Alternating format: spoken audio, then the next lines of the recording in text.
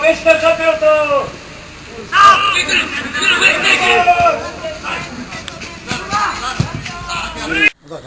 Na dnešní zápas jsme se připravovali po dobrém úspěchu v Náchodě, kdy jsme udělali bod, tak jsme se připravovali celkem svědomitě a chtěli jsme opravdu vyhrát, protože už to bylo na vlásku, ty zápasy, co jsme prohrávali v obranku, tak byly někdy vítězný, bohužel štěstí nebylo, vyhráli jsme.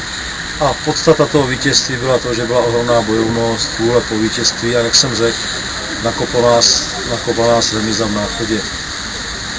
Poločas 0-0, hráli jsme, jak jste viděli, na jednoho útočníka, Podhrotový Makula, poločas se splnil, pak jsem cítil šanci, že se to může zvednout, vystřídali jsme oba útočníky, šli tam noví a myslím si, že i to se podařilo. Ale zápas rozhodl Peškar vynikajícím balonem Andreta, který to tam uklidil.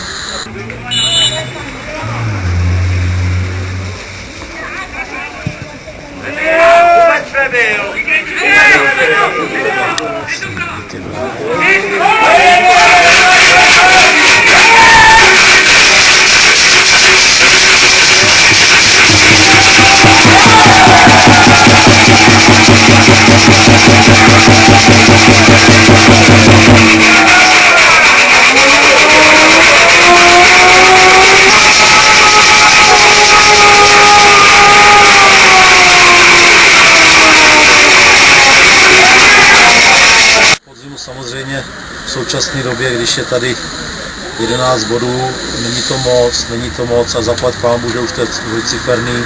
Do Nového Bydžova jedeme samozřejmě udělat co nejlepší výsledek, to znamená 3 body chceme udělat, 3 body chceme vyhrát, je to taky mančaft, který je dole. A jinak ke shrnutí toho našeho podzimu. Hráči se adaptují v té soutěži, je to mladé mužstvo, dělali jsme změny na brankářských postech. Přišel Brezinský, přišel Peškar, jsou to hráči zkušený, ale ne tak hráli podle mých představ, jak jsem si já představoval. Takže uvidíme, co během zimní přípravy, co provedeme a kádr budeme se snažit samozřejmě oživit, jak tak, že někdo odejde nebo i přijde.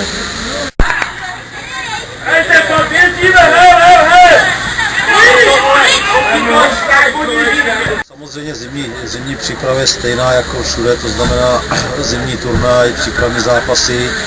Chtěl bych mít tady aspoň 28-30 lidí, z toho vybereme, zapojíme i 4 talentované dorostence a na rok připravíme kádr takový, aby se v té divizi adaptoval. Prostě samozřejmě záchrana na prvním místě, ale hlavně předvádět útočný fotbal, dávat góly.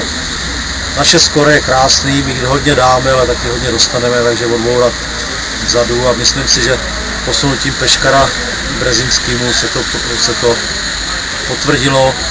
Druhý zápas vlastně, první zápas 1 gól s ním a druhý zápas 0.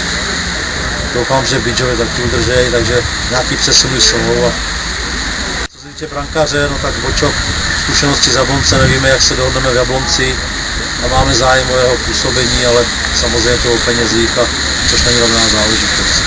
Konečně se dostává do té formy, jak jsem ho znal, jak ho znám a jak teda se teď předvádí. Poslední zápasy byly skvělý.